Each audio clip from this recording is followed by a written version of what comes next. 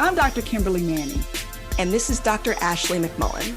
And you're listening to the Human Doctor Podcast, where we explore the human side of medicine, along with teaching, living, learning, and all things in between. Using the power of storytelling, conversation, and connectedness. Hey, we're two dope academic internal medicine doctors, but we ain't your doctors. So if you perceive anything we say here as medical advice, no, it ain't that. Also, the things we say, they only reflect our brilliant Black woman magic mind and not our employers. You could have been anywhere, y'all, but you chose to be here with us, and we appreciate you. Let's go. What'd he do, boo? Girl, we made it to episode 60. Okay, yay us. I know, right? I mean, come on, 4 seasons. Yeah, that's a big milestone. That's right, baby. That's right. We did that. I'm kind of proud of us. Speaking of which, come on, new twist out. No, new twists. New twist. Yes. Yeah. Hooked these up last night. Okay. Yeah. Okay. Good little upper body workout there. Hell yeah. After an actual upper body workout, I realized that doing the 2 back-to-back was not a smart move, but yeah, so your parts in the back probably jacked up, huh? Messed up beyond all recognition. We ain't gonna talk about it though. Oh, well, I want you to know that your nephew Isaiah hit me up for some twists before work. Oh yeah? Today. Yeah, because he has a whatever it's called, like they call it, I guess, work study, where you can go to work and get out of school early. So He's like, Mom, I'm going to be home at about 1 p.m. and from 1 to 3, I want you to twist my hair. Wow. And what was your response? These kids are my kryptonite. I'm weak. I'm weak for them. I tell my kids that they are like, a romantic partner that's mistreating me. Like, are you in a toxic relationship with your children? I am. I'm in a toxic relationship with my kids because they know I'm in love with them, and I'm weak. Wow. They be taking advantage. Yeah, and I be trying to and I fuss the whole time. They're the monsters I created because I'm fussing the entire time, right? Mm. As I'm standing on my feet, putting these twists in this boy's hair before he goes to work. And I'm like, you know what? See, people pay money for this, and you don't even respect my time. The whole time I'm going off. only to realize that he has on AirPods, noise canceling AirPods. He ain't heard none of my complaints. But you know what, man, the days are long, but the years are short. Yeah. And what I do love is standing in one place with my son for 2 hours. It takes me 2 hours to twist his hair, and standing with him, and he does have the AirPods on, but he talks to me a lot. I hear a lot about what's going on, what he's thinking about, what he's concerned about, what ideas he has for Black Student Union. Yeah. I think just the act of Black hair, like some of my greatest memories have been connected to me getting my hair done, or me doing somebody's hair, or me doing my own hair. Yeah. Like I can connect a lot of milestones and pivotal things to like, oh, and I was doing this with my hair. Oh, and that was when I did this. Yeah. And we talked on the Nocturnist Black Voices about Black hair and all the joy found inside of Black hair. And we talk about hair nonstop here, but I'm really happy that even though I have sons, and I thought all of their memories coming up with hair will be connected to the barbershop. Mm-hmm. But this is sort of a whole new chapter since they grew their hair out into these twists. Yeah. And so now I'm twisting one son's hair. I'm embarking into the, natural hair salon with the other son. Yeah. Yes, it's a journey. Yeah. And my little nephews have also begun their own hair journeys with locks and braids and cornrows, and it brings me immense joy to see Black boys also embracing the natural hair identities. So I'm here for it. I count it all joy, like the elders say. Well, I did have something I wanted to share. Do This is tell. actually for a book that I have not read yet, but I listened to the interview. Emily Silverman did an interview on her podcast, The Nocturnist, with Okay. Dolan Perkins Valdez. Okay. She wrote the book that's gotten some good popular press called Take My Hand. Oh, I love that book. You read it already or Oh listened to yeah. it? Oh yeah. Don't try Yeah. to put, I mean, you said or listen to it because you know I did not. You know I didn't hold it in my hands. I can't sit still long enough. Yes. Yes. Cool. Well, yeah, I would love to get your thoughts because I really enjoyed the conversation that they had. Hmm. And of Hmm. course, like much of Black history, this is stuff that I'm hearing for the first time. These teenage Hmm. girls in Montgomery, Alabama, who were forcibly sterilized in the 1970s. Yeah. This Yeah. wasn't like that long ago at a Mm. federally funded health center. Yeah, so I think it's been a minute since I finished that book, but it stands out to me because it was brilliant. It's one Mhm. of those books that is kind of it's sort of historical fiction, but it's Mhm. real. It's rooted in reality. And so when you finish it, you immediately go down the rabbit hole trying to find out, oh my gosh, what happened, right? What inspired this story? The author brilliantly through narrative lays out this really horrific thing that happened to some of our most vulnerable population. So the young ladies that were in this story, they were incredibly low resource, and it just sort of shows you how some people involved in these types of programs that were like healthcare professionals didn't quite even fully understand what it Mhm. is that they were asking patients to do, Yeah. and how just how recent it was that was happening. Hmm. It's very well done. She takes it all the way to the then girls being adults and kind of Hmm. showing what the impact was. Speaking of Black history, this makes me think a lot about the iconic Fannie Lou Hamer. Fannie Lou Hamer was somebody who received, a hysterectomy without her consent. And it was Hmm. something she always talked about. Those babies in that book, she really describes how terrifying it is. And as a person who recently was a patient, even when you know everything is scary. Can you Hmm. imagine waking up and having had a major gyne operation and you didn't even know what they were about to do to you? Absolutely not. Yes, you also read that book, listen to Emily's interview, because even though I haven't heard it, I know it's bomb because Emily Silverman is bomb. Yep. And thank your lucky stars if you have the opportunity to make the choices for your body that you get to make, because not everybody gets to do that.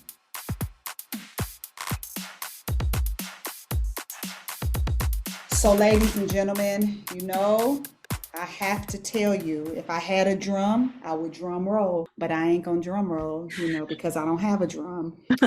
But what I do have is this beating heart of mine that is like a drum, that is beating with excitement for today. Because what is today? It is a special day. It is a day that everything will go your way. And let me tell you why.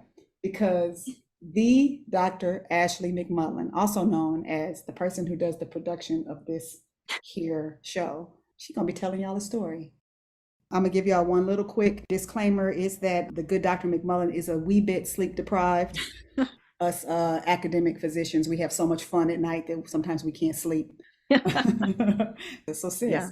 what is the what? Well, first of all, thank you for that disclaimer. I was going to actually, put that out there myself, mostly so folks can immediately lower their expectations from where you placed them a few seconds ago. I've shared a lot of myself here, and I think many folks who know me know that insomnia is something I've been struggling with over the last year. And, last night was just one of those nights that was really on the rougher side. So I'm going to see if I can string some coherent words together for y'all.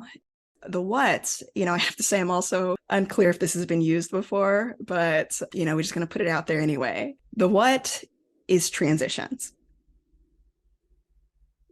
I don't know if we used that word before, but as you have told me before, that this is our podcast.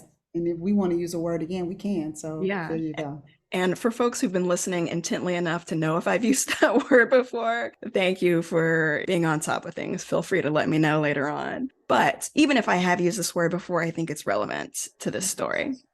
So I'm going to attempt in my sleep deprived state to pull a little bit of a Dr. Manning type vibe here and maybe tell a couple stories within a story. Okay. And for this, I'm actually going to start at one place and then kind of go back in time. All right. So try to stick with me and feel free to course correct if I'm veering off path. The story starts in January of 2020, which I've talked about here, and many folks know that was the month that I did my first live Nocturnist performance, where I stood on a stage in front of a very, very large crowd, a sold out show at the Yerba Buena Theater in San Francisco. And I, for the first time, shared parts of myself that I'd never really shared openly before.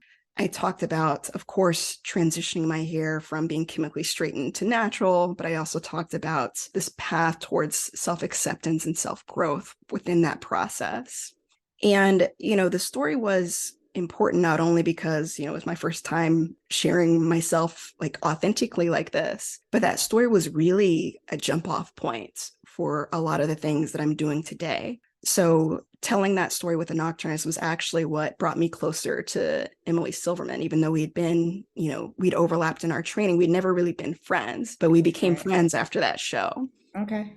And in becoming friends, that is what jumped off, us doing the Black Voices in Healthcare series and what brought us together, to work on that project. And from there, of course, that's where the Human Doctor podcast was born. Hey. Yeah. And I'll also say that January 2020 started off, very unassuming and ended in ways that nobody could have imagined. That was also the year that I lost my grandmother. And I think that being able to start off the year on that stage and really putting myself out there and really kind of starting myself on this path of self-awareness and truth and authenticity put me in a better position to do what I needed to do when I was faced with one of the hardest decisions of my life.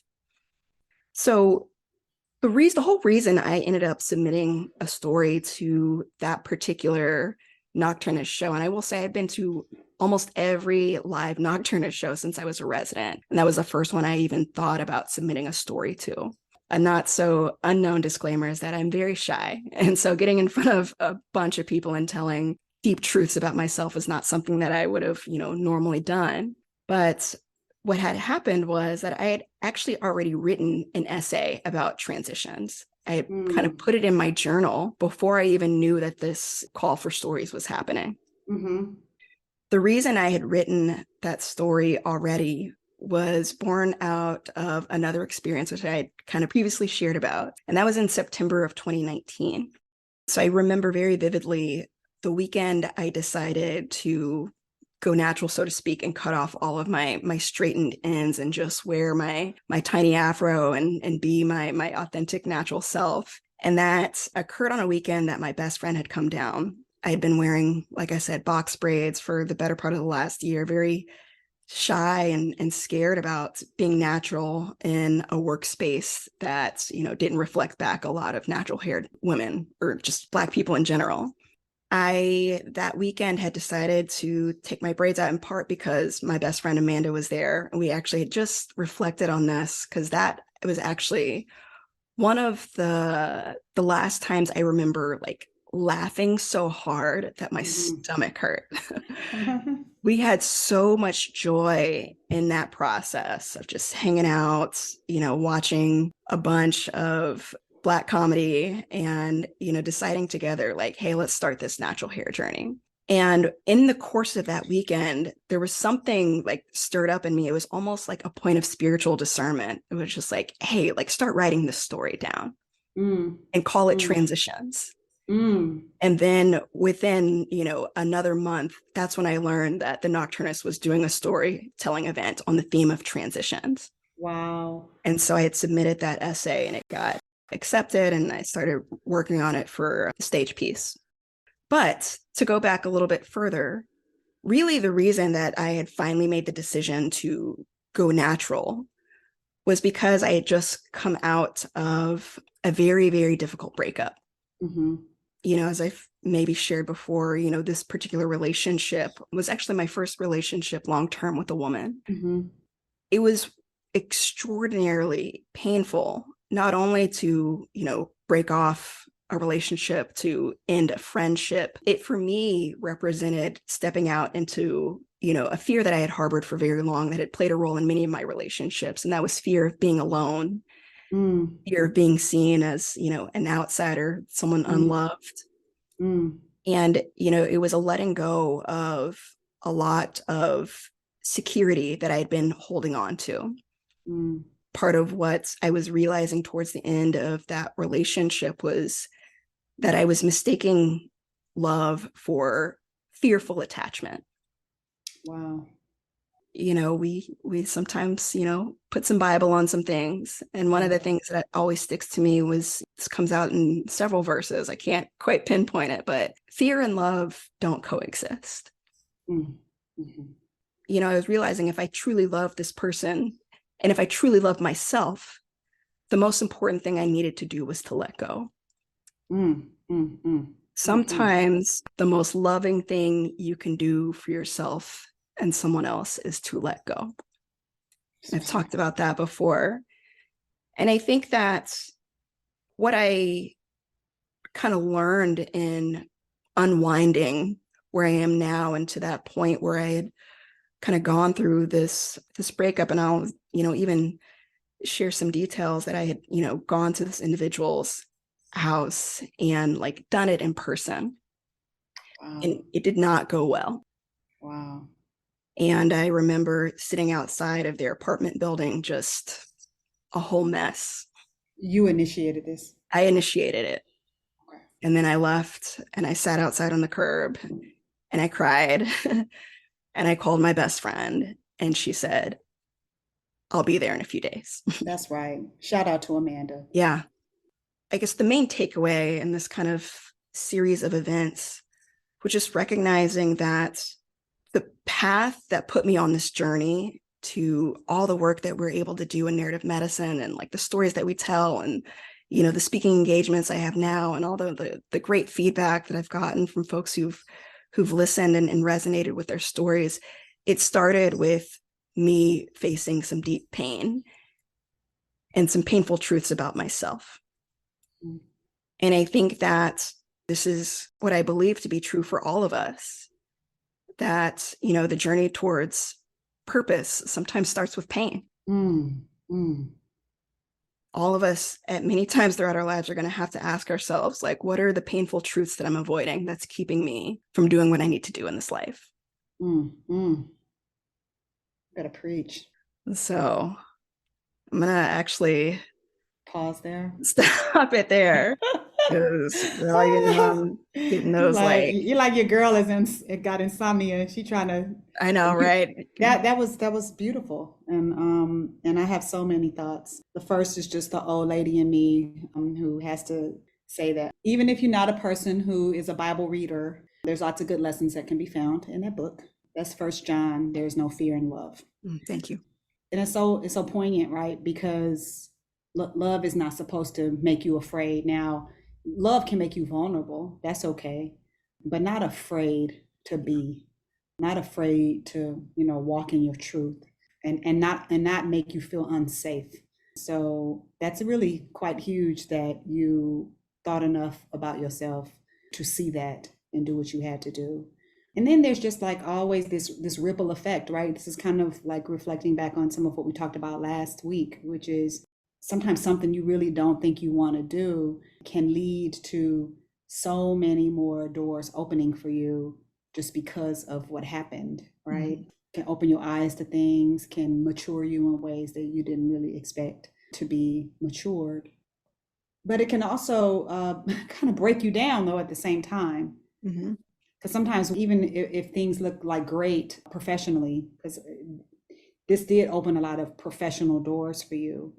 But I guess what I'm reflecting on right now is that personal growth growing at the same pace as what happened for you professionally. So in that pain, from a personal standpoint, what did you learn from that? Yeah. So I think that there was so much fear wrapped up in that relationship. And, not only fear of being alone, but also like the fear of facing who I actually was. I'll admit that number one, part of me had been avoiding like wearing my hair natural because I didn't think that this person would like my hair short. And I was afraid Wow. of not gaining their approval. Mm. The other thing that I had realized in the course of making the decision to initiate the breakup was that I can't call myself loving this person when I'm not presenting an honest version of myself. Ooh, preach. So really what pushed me to do it wasn't necessarily my own self-love so much as, wanting to demonstrate love to this person by, not roping them into something that didn't feel authentic. Mm. But I think that what I'm learning is it's just a constant iterative process. Even as we like break the glass to get through one seemingly impossible barrier, we're still conditioned to avoid pain. Mm. So, even going past that, I still find myself wanting to kind of backtrack and like, seeking for, the person or the relationship that's going to provide that safety or like help me feel like I'm doing the things that I'm supposed to do or the things that are going to get me approval by folks who have certain expectations about who I am and what I'm supposed to be. And I think it just tends to short circuit the hard questions about who am I really? Like, what is Mm. it that I actually want? Like, Mm-hmm. what do I need to do to love me better instead of Mm. trying this mechanism that I've learned consistently over the years about how to shape shift in order Mm. to gain Mm. approval? Mm. Mm. Mm. Mm. Ooh, girl, that is a whole word right there on so many levels. Right? This is what happens when I'm sleep deprived. I just, take it deep. Yeah, because it's like a whole nother form of code switching, right? You know what I Hmm. mean? Because we so often do things to make other people comfortable to our own detriment. We could be uncomfortable, but if you comfortable, if I talk this way or if I Hmm. seem this way, then yeah. But it's hard, right? Because human beings crave connection, Hmm. For the most part, we crave community. And a lot of that community is intimate. You want that with your sister friends. You want to have close friendships where you feel safe and trusted. But also your romantic partners, you want somebody that will like look at you in your entirety and feel drawn to that. Yes. But I think what you're saying is something that it takes a lot of us years and years to figure out, which is that you ain't gonna be sexy to anybody unless you sexy to you first. Right? I mean, and that's just the truth, Yes. right? Yes. You're Yes. not. You're really, really not. I gained about 30 pounds in the pandemic because I was just, eating and chilling and all of this stuff. And then I started going on and on about how I needed to lose weight and do this. And I would be saying this to my husband all the time. And he would just kind of listen and, okay, yeah, okay. And then I started kind of on this fitness journey and lost the weight. Hmm. And I remember being like, oh, what do you think? Look at, I can fit this dress now. And he was like, the sexiest thing to me is that you feel good. Mm. He said, but the truth is, we've been together for like 20 plus years at this point. I can't, I mean, we're gonna get older and gain weight and Mhm. stuff like that. He said, but if you feel good, then that's very, very sexy to me. And if you feel bad, that's hard because Yeah. it impacts the way that you treat me and the way you treat other people. Wow. Right?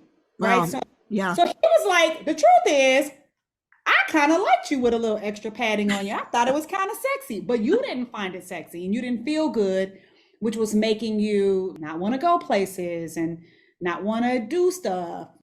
As I also know that when you break up from a significant relationship and then you spend a stretch by yourself, you start thinking like, oh my gosh, you know what, maybe this is because I'm a person who just can't be partnered, and maybe it's something wrong with me. Hmm. But maybe there's something so incredibly right with you that the person who can handle all of that, Hmm. they're still somewhere getting ready. They're still baking in the oven. Yeah. This is what I tell myself. Because I mean, Ashley, you are a very thoughtful, smart, just intellectually curious, caring, empathic person. The person who is going to be partnered with you long term, to have that, to deal with all that, they're going to have to be very, very confident in themselves. Mm. confident enough in themselves to be able to treat you kindly, right? Yeah. Because people who don't like themselves, they treat other people bad. Yeah. Well, first of all, I'm going to take all those words and put them in the bank because You should take them. You should take them and cash them because they better than crypto. but it's true though. This is still a relatively new year, and that is something that, I feel much more clarity on today than I did even a year ago, Mm-hmm. of how much taking care of me impacts my ability to treat other people right. Word.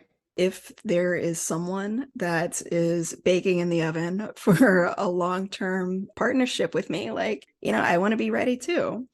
But I also recognize that, my life doesn't start when that person arrives.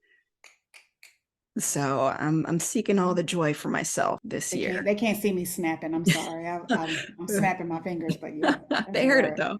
That's a really good realization to have. Because the other thing too that can happen is you can actually find somebody and be in a relationship, but if you don't like you and you don't realize that you don't like yourself, it's not going to go well. That's why we got to stick to toxic relationships only with our children and not with romantic.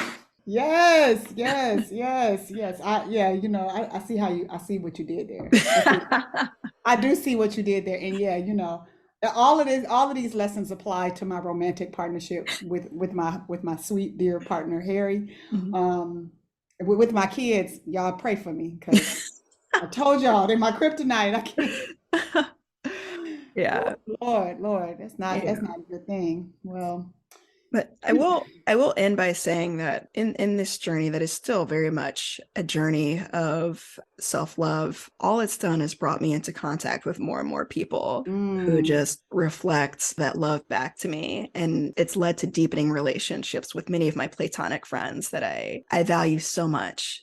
Yep. So there is no fear in love. No fear in love. There is no fear in love. And I don't know who's listening who needs to hear that, but I think it's something that just kind of bears repeating. Like, there is no fear in love. If you feel scared all the time that somebody is not going to be okay with the you that you present, whether that be you, the medical student on the wards who shows up with your fluffy twist out, you, the queer kid who has your ears pierced, you, the person who is taller than everybody on the team, you, the person who's shorter than everybody on the team, you who doesn't have English as a first language, whatever you is, you are walking into spaces where you are afraid to bring that into the space. That's not right. And the fastest way to get people to dig you is to dig you. That's a word. That's a word, ain't it? Yeah. Yeah. Well, I am very, very proud of you for that act of self-love because you brought it up more than once. I know it was a very painful experience for you, but for all the glory, there's always a backstory. So, Yeah. Well, I thank you for always hyping me up. Oh, I'm gonna hype you up now. Yeah. Also included in that timeline was our paths crossing. That's right. So, I don't think I can say it enough. I'm glad for every single thing that I've gone through, the good and bad, because it's what leads me closer and closer to, becoming who I'm meant to be and bringing me closer to the people who are meant to be in my life for the long haul. So that's what's up. Well, y'all, aren't you glad that you got to finish season 4, getting a little bit closer to Ashley McMullen in this way? I know I am. And while I'm really sad that it's going to be a little hiatus for a while, y'all, but as an act of self-care and self-love, we like to give our producer a break. Yes, please. As we ready ourselves for another season. And if you want to know when the next season is coming, it is when Ashley says it is. Yeah, I see what you did there. Yeah. Well, know that it won't be too long. But, as always, I want to say I love you, sis. And I also just want to give a quick shout out to everybody who's been listening. And I really, really deeply want to thank everybody who's reached out via messaging on social media, folks who've emailed me to tell me how the stories have resonated. It brings me a lot of joy. And of course, a review and a like on Apple or podcast platforms, it doesn't hurt. That's not why we do it, but I definitely read those reviews too. And it's definitely helpful for us to see. I just co-sign all of that. I mean, like we say at the beginning of the show, you could have been anywhere, but you chose to be with us. And we really, really do appreciate you. And we hope you can see a little bit of yourself in these conversations or gain better insight on what it's like to be a Black woman in medicine, going through, all the highs and lows of life. We have experienced some really like catastrophic personal losses in this since we've been doing this podcast. Fortunately, this platform allowed us to grieve through that and work through that, and show the power of what connection can do in good times and in bad times and in happy times and in sad times. So yeah. On that note, party people, we'll see y'all in season 5 when Ashley says we're gonna go live. Love you, sis. Love you too.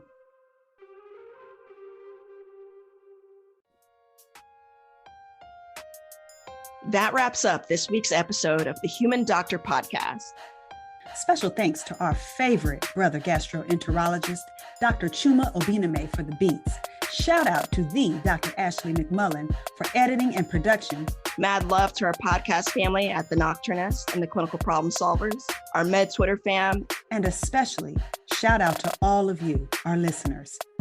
Until next week, remember, we see you and you are enough. Holla!